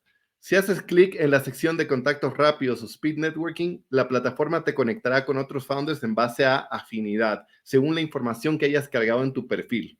Tendrás 5 minutos para presentarte y que la otra persona se presente, conversar y luego la plataforma te conectará a otro founder, así sucesivamente. Ayer ya se realizaron 70 reuniones de este tipo. Hoy día tú puedes ser una de ellas. La segunda forma de poder conocer a founders es ir a la sección de contactos recomendados. Ahí podrás ver los perfiles de todos aquellos founders que están participando en el Summit ordenados por afinidad y podrás escribirles mensajes para solicitar una reunión. Para que estas dos opciones te funcionen de la mejor manera y realmente te sugieran personas de tu interés, tienes que completar tu información de perfil, incluyendo la de tus intereses. Al finalizar tu jornada de networking, tú podrás acceder a la lista de todos tus contactos realizados haciendo clic en la sección de conexiones. Esto te permitirá expandir y fortalecer las relaciones que creaste en el Summit. En segundo lugar, si vas a la sección de Expo, podrás encontrar los beneficios que nuestros sponsors han armado para ti. Ellos están alineados con nuestra visión de ayudarte a salir adelante con tu startup. Y en el booth encontrarás perks y descuentos que podrás aprovechar por haber sido parte de este Opportunity Summit. Hoy encontrarás los booths de Buen Trip Ventures, donde tendrás el Fast Track para ser invertidos por la firma. Tendrás el booth de Thinking, que te entregará una consultoría gratuita sobre la arquitectura de tu producto, y tendrás el Trip de Buen Trip, donde los founders ecuatorianos podrán ganar un viaje al evento de su interés el 2023. En esta sección notarás que algunos de los espacios muestran un estado de en vivo. Esto significa que cada uno de los booths cuenta con un representante que podrá responder en vivo las preguntas que tú tengas para ellos. La tercera cosa que puedes hacer en este segmento es ir a la sección de sesiones. Ahí podrás encontrar todas las sesiones grupales que están disponibles hoy día. Hoy tenemos 2 sesiones, entonces tienes que elegir muy bien a cuál quieres participar, porque son en paralelo. La primera está titulada No desarrolles todo, complementa tu code con SaaS y No Code. Esta sesión será llevada a cabo por Juan Diego Montero y Nicolás Schmidt de Thinking. Ellos te compartirán los pros y contras de usar Custom Code versus No o Low Code y SaaS. Y además responderán algunas preguntas de los que estén conectados. Esta sesión es súper importante para todos los que están en esa etapa de comenzar a armar la arquitectura de crecimiento de tu startup. La segunda sesión está titulada Cómo escalar tu startup y mejorar tus unit economics con inteligencia artificial, con Miguel Paredes, que es Vice President of AI y Data Science de Albertson Companies. Él les compartirá sus recomendaciones sobre cómo incorporar inteligencia artificial en tu startup para ayudarte a tomar mejores decisiones de la misma, como por ejemplo mejorar los unit economics. Toda startup que está en la etapa de hype, de growth, le van a pedir mejores unit economics. Empresas startups que hayan levantado una ronda semilla o estén dirigidos o ya hayan levantado una serie A, saben que esto es súper importante. Entonces, si tu startup está en este momento, esta es la sesión que no te puedes perder. En cada una de estas tienen que saber que hasta 50 personas van a poder interactuar con el contenido. Entonces, elijan bien a cuál de estas sesiones van a poder, quieren entrar. Y si quieres escuchar e interactuar con los ponentes y moderadores, pues no pierdas tiempo y dirígete a alguna de estas dos en este preciso momento. Como verás, es una semana y es un día llena de conocimiento, contactos y, si estás preparado, capital. Lo que buscamos en el Opportunity Summit es ayudarte a ti y a la mayor cantidad de founders tecnológicos latinos a acelerar el avance de sus startups. Y ya viste el valor que te entregamos a ti el día de hoy. Y hay mucho más por ver durante la semana. Por eso te pido que nos ayudes a llegar a más founders y los invites a ser parte de los otros días del Summit. Muchas gracias por tu atención, tu apoyo y te dejo libre para que puedas aprovechar lo que queda de la jornada de hoy.